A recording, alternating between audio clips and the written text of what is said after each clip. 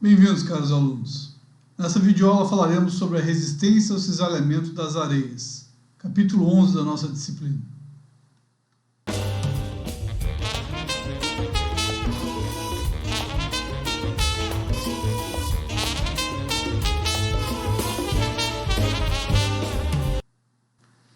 Quando nós falamos de resistência ao cisalhamento das areias, vocês devem pensar não como propriamente dito só as areias, né? E sim materiais que têm um comportamento semelhante ao que teria as areias puras. Então vocês vão ouvir falar muito aqui nesse capítulo de comportamento, de resistência de argila, né? Sobre as areias e sobre as argilas. Mas não necessariamente só existem esses dois materiais, né? Você sabe que na natureza nós temos infinitas combinações, temos areias argilosas, argilas arenosas, os siltes, né? Siltes argilosos, enfim. O que vocês devem ter em mente é que aqui nós estudamos comportamento de materiais. Então nós vamos pegar todos esses possíveis solos, que nós classificamos lá no primeiro bimestre, tá? E vamos classificar ele como comportamento de areia. E vamos pegar esse outro grupo que parece mais com argila e tem um comportamento de argila. Então quando eu falar areia ou argila, eu estou falando de todos os materiais que se comportam nessas duas linhas. Por que eu digo isso, né? Por exemplo, um solo que é arenoso e tem aí a adição de em torno de 12% de argila, se esse argila, dependendo do argila mineral que estiver compondo, essa pequena fração de um pouco mais de 10% de argila dentro de um solo arenoso, só 88% de areia e só 12% de argila, esses 12% podem fazer que essa areia argilosa se comporte muito mais como uma argila do que como uma areia. Tá? Então percebam que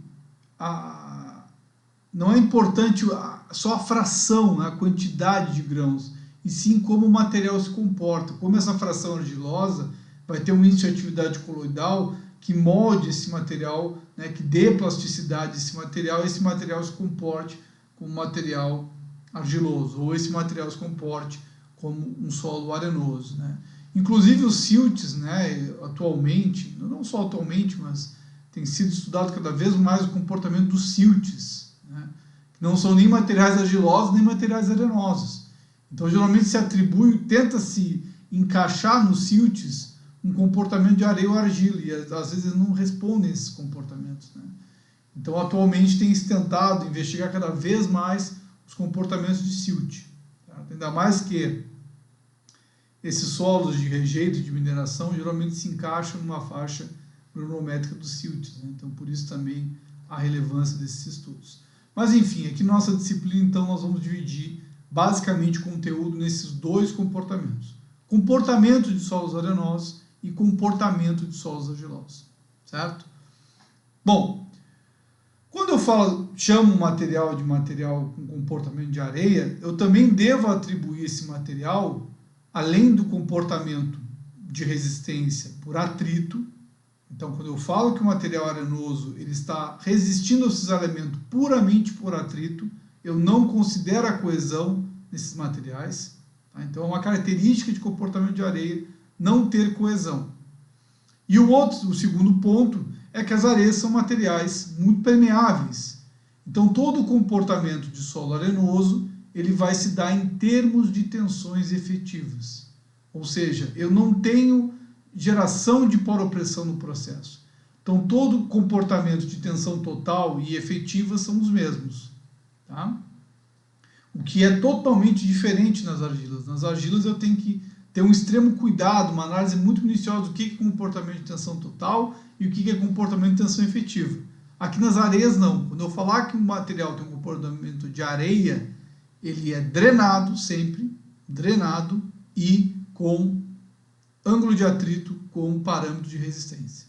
Então, sempre, todas as listas que vocês fizerem, todos os exercícios que vocês fizerem, considerem isso quando eu falar de solo arenoso. E como esse material não tem coesão, a sua envoltória de ruptura sempre vai partir do zero.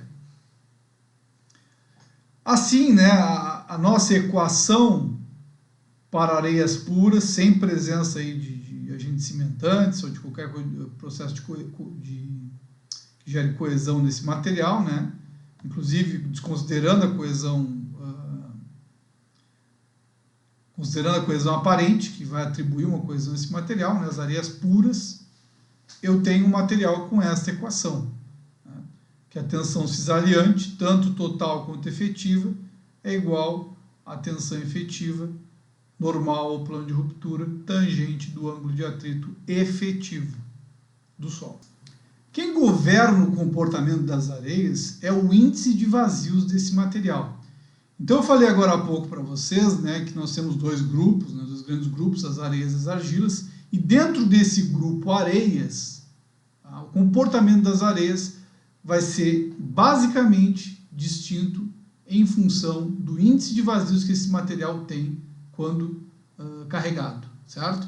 Então, por exemplo, né, se eu fizer um ensaio triaxial CD, né, um ensaio triaxial que nós vimos na videoaula anterior, eu pegar um corpo de prova e carregar ele com uma tensão confinante e começar a carregar verticalmente esse corpo de prova com uma tensão desviadora, de forma que eu vá gerando valores de σ1, eu vou ter para solos considerados fofos, né, lembrando, né, que eu tenho o índice de vazios máximo e o índice de vazios mínimo. O índice de vazios máximo é o maior arranjo que o solo pode ter, né, de uma forma que ele fica no estado mais fofo possível. E o índice de vazios mínimo é o arranjo onde o solo fecha os seus vazios da maior forma possível, seria o seu estado compacto. Então, a condição fofa eu estou mais próximo do índice de vazios máximo. Bom, digamos que eu coloque dois valores de tensões confinantes nesse corpo de prova, né? Enchi a câmara d'água e apliquei um σ3. Tá? Então eu tenho dois valores aqui no meu gráfico, um σ3 igual a 1 e um σ3 igual a 2. Apenas para ilustrar que eu tenho um valor pequeno e um valor maior, certo? Não estou dando grandezas aqui, tá? Só ilustrando que seria um valor unitário e o dobro desse valor. Bom, ambos os materiais independem da tensão confinada no seu comportamento. Ambos vão se comportar da mesma forma. E o que é comportar da mesma forma que eu estou dizendo? Quando carregados de um σ1, ambos vão crescer a sua carga aplicada lá no σ1, ó, eu vou crescendo a carga, e esse, só para reforçar, né, esse ábaco aqui é o quê? É a carga que eu estou aplicando no pistão para romper o corpo de prova, e aqui a deformação específica do meu corpo de prova. A deformação específica é a variação do volume pelo volume inicial da amostra. Então, à medida eu vou carregando esse corpo de prova, ele vai deformando, até que chega um ponto que ele atinge um patamar, ou seja, eu não consigo mais colocar acréscimo de carga e o corpo de prova continua deformando, ou seja, ele atingiu a ruptura. Tá? Então vai caber a mim definir lá qual é o nível de deformação máxima que eu desejo para considerar a minha carga máxima para este solo. Aqui no outro corpo de prova, né, como ele tem uma tensão confinante menor, ele vai atingir aí uma resistência, né, a ruptura menor. Tá? Então percebo que quanto mais eu confino esse corpo de prova, maior a carga que ele consegue suportar. Claro, né? Porque se quem governa a resistência ao cisalhamento é a tensão normal vezes tangente de φ, quanto maior a minha tensão confinante, maior a tensão normal no plano de ruptura, porque os grãos vão estar mais com uma tensão efetiva maior entre eles. Então o atrito vai ser menor. Então quanto mais eu confinar o meu corpo de prova, quanto maior for o meu σ3, mais resistente é este meu solo. Já nas areias compactas, então imaginem vocês agora que eu estou fazendo o mesmo ensaio, só que eu estou colocando um índice de vazio diferente. Estou colocando esses dois corpos de prova que nós vamos conversar agora num índice de vazios menor, mais compacto esse material. Tá? E vou fazer o mesmo procedimento. Vou colocar um σ3 de 1 e um σ3, o dobro aqui, né, de 2. Como é que se comporta um solo no estado compacto?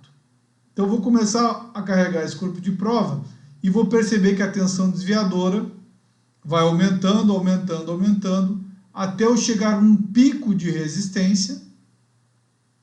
Após esse pico de resistência, o solo rompe. E ao romper, ele cai a sua capacidade de carga, né? E aí ele atinge um patamar de resistência. Esse patamar de resistência é coincidente com o material confinado nessa mesma tensão. Então percebam que esses dois ensaios de compactado e esses dois ensaios de fofa é o mesmo solo, tá? Colocados na mesma prensa, com a mesma tensão confinante. A única diferença é o índice de vazios que eles foram confeccionados, digamos assim, né? Então percebam que o solo no estado fofo, por lógica, né, isso é intuitivo, ele atinge uma capacidade de resistência menor do que o solo compacto. Então aqui, ó, condensação confinante 2, compacto atingiu uma resistência maior. E o 1 atingiu uma resistência menor nos dois casos. Tá? Só que no compacto eu tenho esse comportamento, eu tenho um pico de resistência e depois um patamar. Essa resistência aqui que atinge um patamar, nós chamamos de resistência residual do solo. Tá? Ou seja, o material rompe, mas mesmo depois de rompido, né, que tem esse deslocamento relativo grande das partículas, ele vai continuar ainda tendo atrito, porque ainda vou ter grão tocando com grão. Então isso é uma resistência residual do material, não é a maior resistência. Então eu tenho a resistência de pico e a resistência residual. E como eu falei, a resistência residual do solo arenoso no estado compacto, ela é de mesma grandeza, né, ou da mesma ordem de grandeza, ali, valores muito próximos de um solo com índice de vazios no estado fofo, colocado na mesma tensão confinante. Então isso é o que eu tenho para falar para vocês de carga-deformação. Agora falando um pouco sobre a nossa variação volumétrica. O que nós temos? Nos solos fofos, o que vai acontecer? Quando eu começo a carregar esse solo fofo, os vazios vão se fechando, porque o índice de vazios é muito grande. Né? Então os vazios vão se fechando, os grãos vão se acomodando, eu tenho uma redução do volume de vazios enquanto eu carrego o material. Então isso é bem simples de ver, né?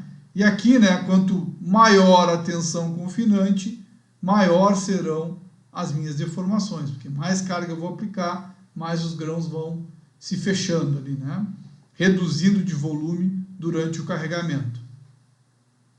Nas areias compactas eu tenho um comportamento muito distinto das fofas, que é o quê? Então eu vou ter aqui, ó, para baixo, como nós vimos, né, é redução de volume, negativa. Aqui para cima, aumento de volume. Então, nos solos compactos, eu vou ter o seguinte, ó, eu tenho uma leve redução de volume e depois eu tenho uma expansão. O solo aumenta de volume depois de cisaliado. Tá? Então, que mecanismo é esse aqui?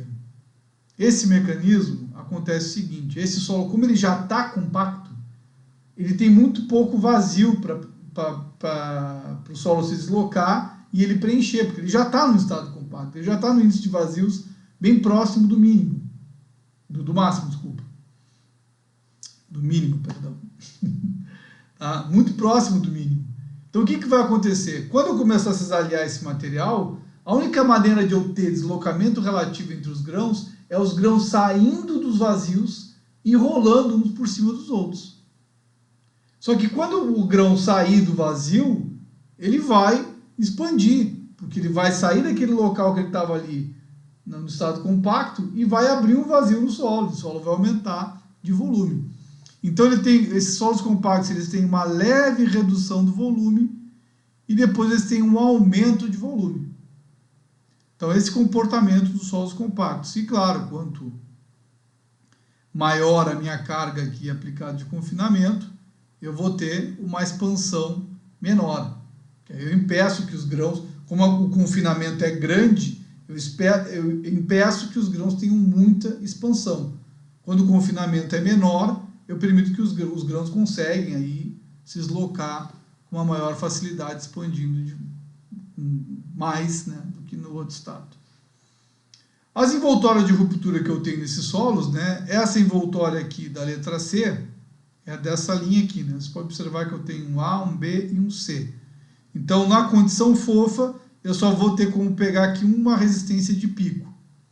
Então, como é que eu monto esses círculos de Mohr aqui? Esse sigma 1, essa tensão confinante 3 vai ser esse ponto do círculo menor. E aí, esse outro ponto do círculo vai ser esse sigma 3 igual a 1, mais a carga máxima aqui, obtida com a tensão desviadora, que é sigma 1 menos sigma 3. Então, aqui eu vou ter o outro ponto do meu círculo. Aí eu pego o meu outro corpo de prova, com sigma 2 igual a 2. Então, meu sigma 3 igual a 2, desculpa, vai estar aqui. E o sigma 1 vai ser, então, o meu sigma 3 mais essa tensão desviadora máxima que eu peguei aqui no gráfico. Com os dois círculos, a envoltória de ruptura tangencia esses dois círculos. E aqui um outro detalhe muito importante desse conteúdo de comportamento de areia. Envoltórias de rupturas de solos arenosos ou de comportamento arenoso, tá? Partem sempre da origem. Então eu já falei três coisas para vocês muito importantes. Que o comportamento de areia não tem coesão, o que nos dá esta envoltória partindo da origem, porque aí se eu não tem nenhum valor de C, a envoltória sempre vai partir da origem. Tá? Então a envoltória parte de origem, eu não tenho coesão em solos arenosos, e todo o comportamento desse solo é drenado. Tá? Ou seja, as equações de tensão total e efetiva são iguais. Eu não tenho geração de poropressão no processo. Por isso que nós estamos aqui tratando do ensaio CD, que é drenado na ruptura. Os solos compactados, eu vou ter então uma envoltória para o material no estado máximo, no estado compacto, né? Onde o meu sigma 3 vai ser esses valores aqui, 1 e 2, e o meu sigma 1 vai ser esse pico, né? Essa tensão desviadora de pico mais o sigma 3, essa tensão desviadora de pico mais o sigma 3. Então eu vou formar esses dois círculos aqui. Ó. Esse para o sigma 3 igual a 1 e este para o sigma 3 igual a 2. E vou ter uma envoltória partindo da origem, tá? Um ângulo de atrito para a condição máxima, né? Condição normal, digamos assim, do solo. Eu também posso traçar uma envoltória referente a essa resistência residual. Tá? Então, eu vou pegar este ponto aqui de sigma D máximo. E é obviamente que, como eu falei para vocês, que essa envoltória vai ser coincidente com a envoltória, né? Vai ter o mesmo ângulo de atrito no estado fofo deste material. Certo? Como eu havia dito ali nos gráficos, né, este comportamento de expansão dos solos compactos, eles são explicados, né, por esse fenômeno que a gente fala de encaixe ou imbricamento das partículas, esse entrosamento do material. Então eu teria aqui, por exemplo, né, um solo no estado fofo. O contato dos grãos aqui me dá apenas esse atrito, né, em função do contato de grão a grão. Quando eu quisesse esse material, quando eu carregar ele, o que vai acontecer? Esses grãos vão se acomodar aqui dentro desses vazios, tendo uma redução de volume. Então eu vou deslocar esse grão, ele vai entrar aqui dentro desse buraco e vai reduzir o volume total do material. Quando eu tenho um material no estado compacto, além do atrito do material, eu vou ter um entrosamento também, que vai ter que entrar na conta do atrito. Então não vai ser só eu não preciso de uma força tangencial somente para romper o contato do grão com grão. Eu preciso de uma força também que consiga erguer esse grão aqui e tirar ele de dentro desse vazio. E deixar ele nessa primeira configuração aqui. Então esse grão ele vai ter que se movimentar, sair do vazio, certo? Então além do contato dos grãos, eu tenho esse esforço para tirar daqui de dentro e fazer ele rolar uns grãos contra os outros. Então ele vai aumentar de volume, ele vai ficar com esse jeitão aqui. Tá? E esse fenômeno de sair de dentro dos vazios e aumentar de volume eu dou o nome de dilatância. Tá? É esse desencaixe dos grãos, quando eu tiro esse entrosamento das partículas através do cisalhamento do material.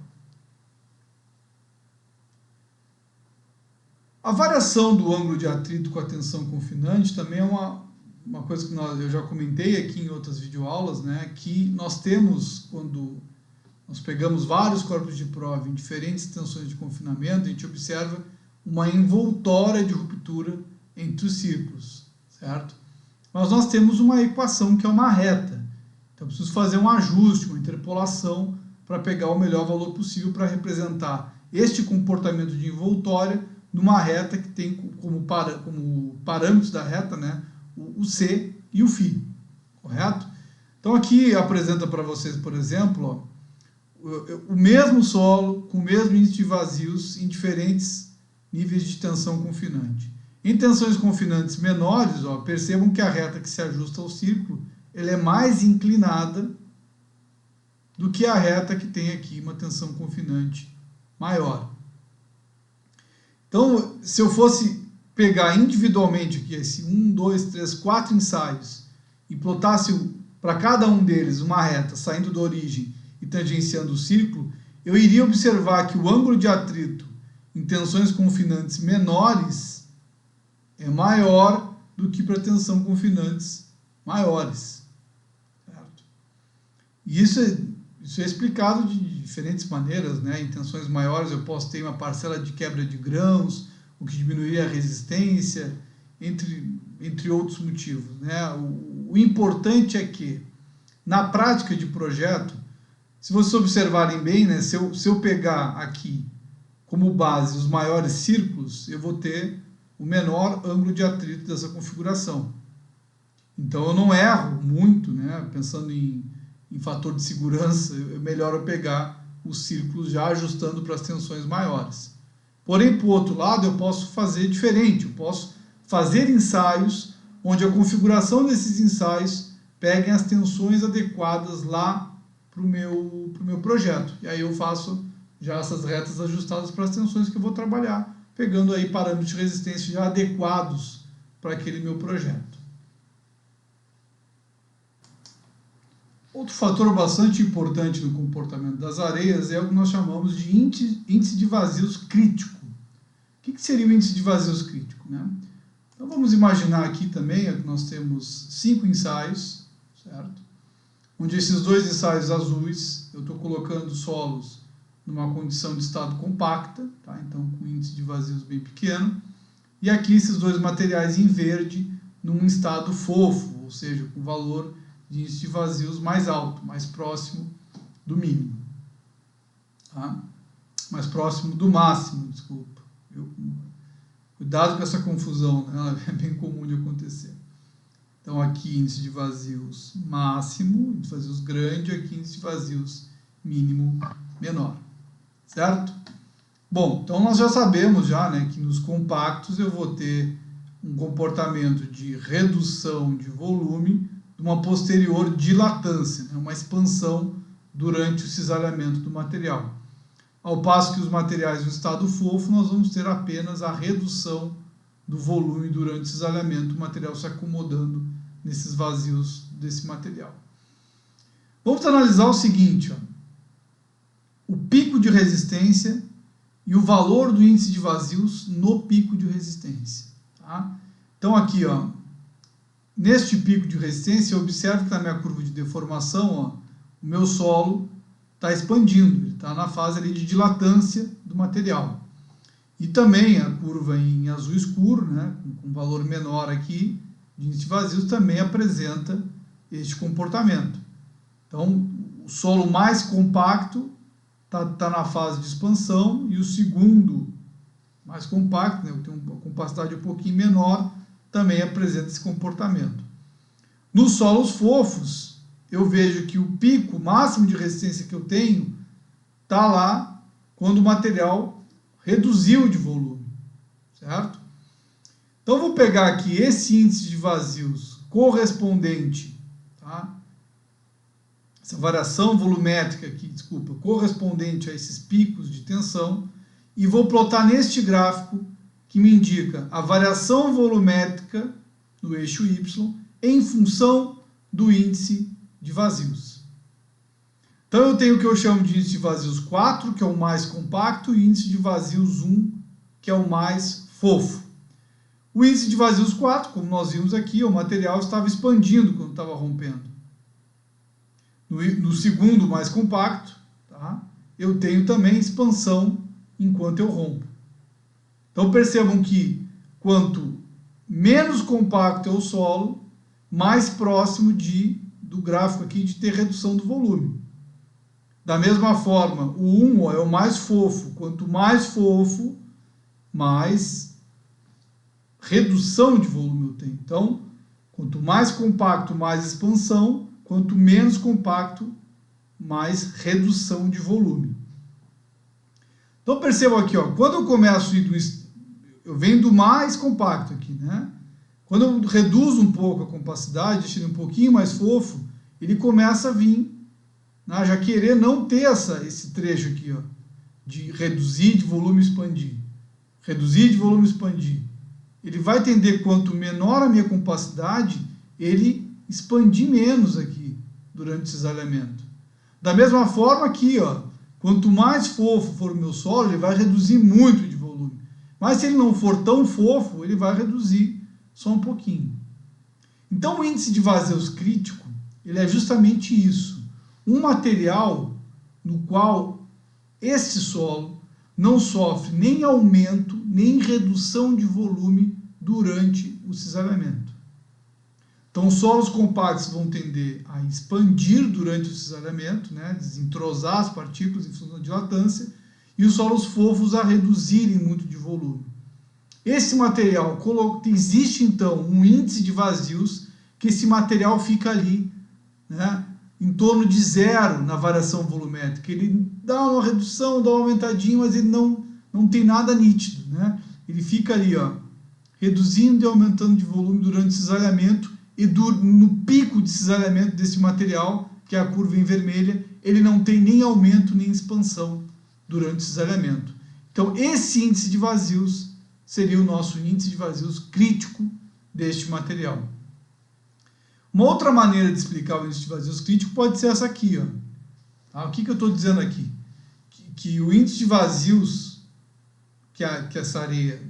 é o índice de vazios em que a areia sofre deformação sem variação de volume.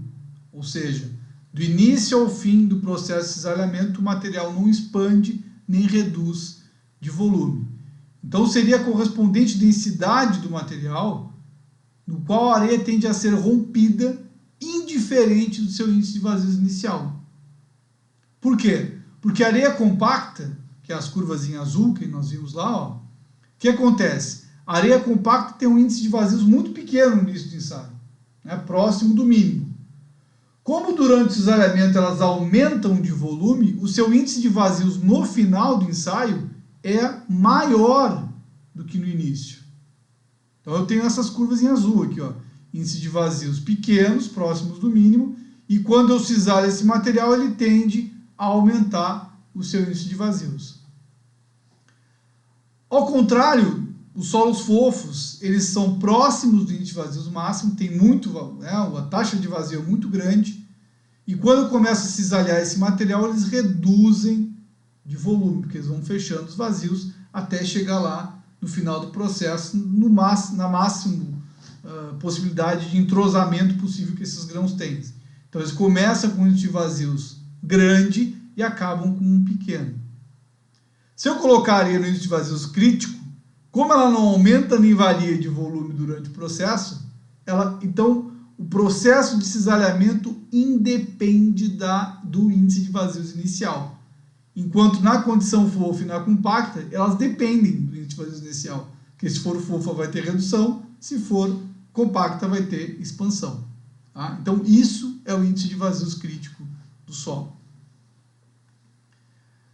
O índice de vazios, né, então eu estava falando de fofa e compacta, mas não falei de uma coisa que é muito importante também nas areias, que é a tensão confinante. Nós sabemos que a resistência do cisalamento das areias depende do nível de confinamento que ela tem.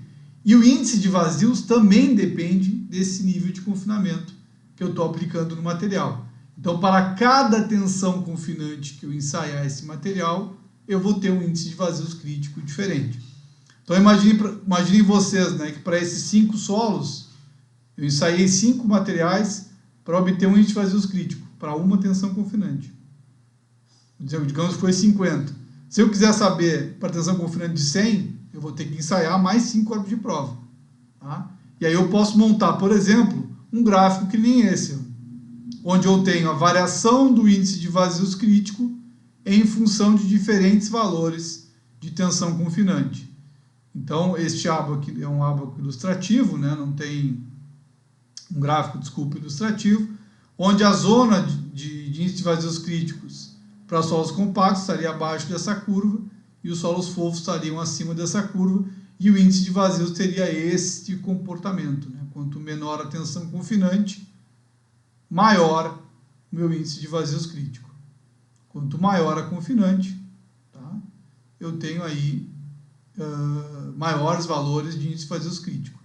E teria um ponto, né, onde eu teria uma tensão crítica para um índice de vazios crítico, certo? Então, eu vou ter aqui, para cada material que eu estudar, cada tensão que eu adotar, eu vou ter um índice de vazios crítico correspondente, certo? Então, o que eu precisaria fazer, né? Claro que isso só se eu tenho um estudo muito grande do solo, né? Porque imaginem vocês, eu teria que ter vários corpos de prova, teria que ter uma campanha muito grande. Então, por vezes se conhece esse tipo de comportamento do material, né? Quando se tem um solo típico numa região onde se tem bastante pesquisa sobre esse material, onde eu investigo bem ele e conheço todo esse comportamento desse solo. No Brasil, até a gente não se importa muito, né, com essa função de índice de vazios crítico, porque nós não temos um problema, né, isso é muito bom aqui para nós, né, que são os problemas com sismos. Mas em regiões onde eu tenho sismo, o estudo do índice de vazios crítico é muito mais relevante. Por quê?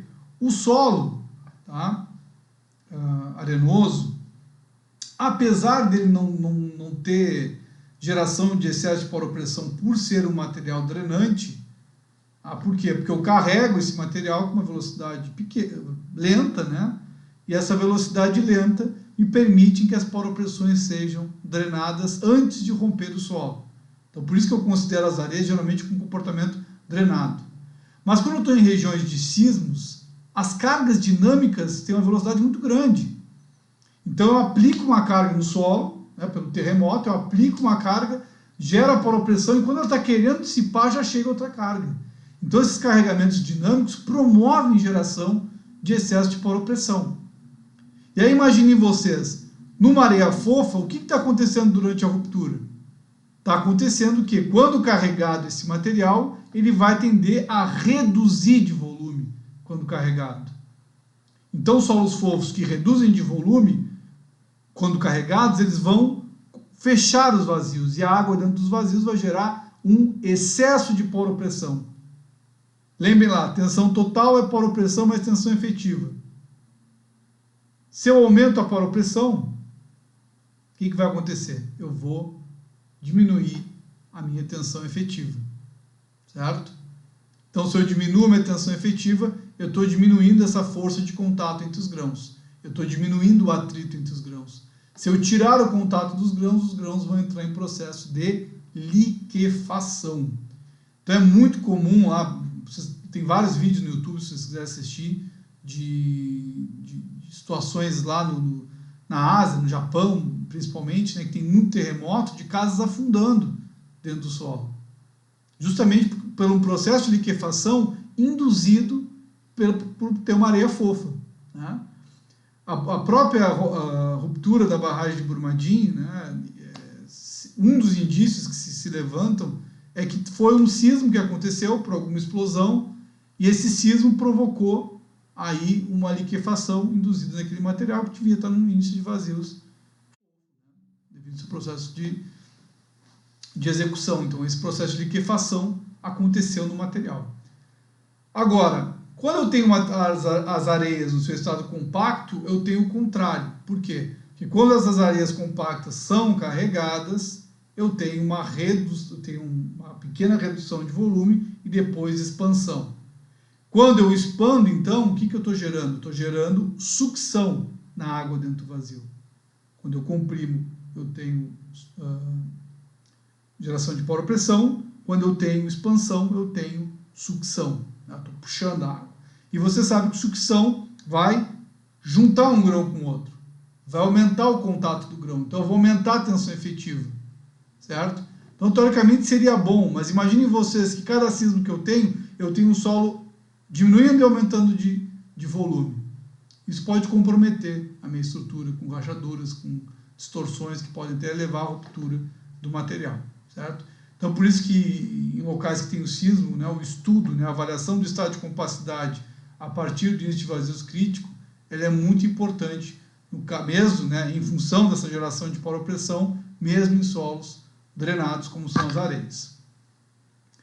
Bom, nossa videoaula encerra por aqui. Nos próximos vídeos, então, nós iremos tratar do comportamento das argilas, certo? Espero que tenham gostado e até uma próxima videoaula. Bons estudos!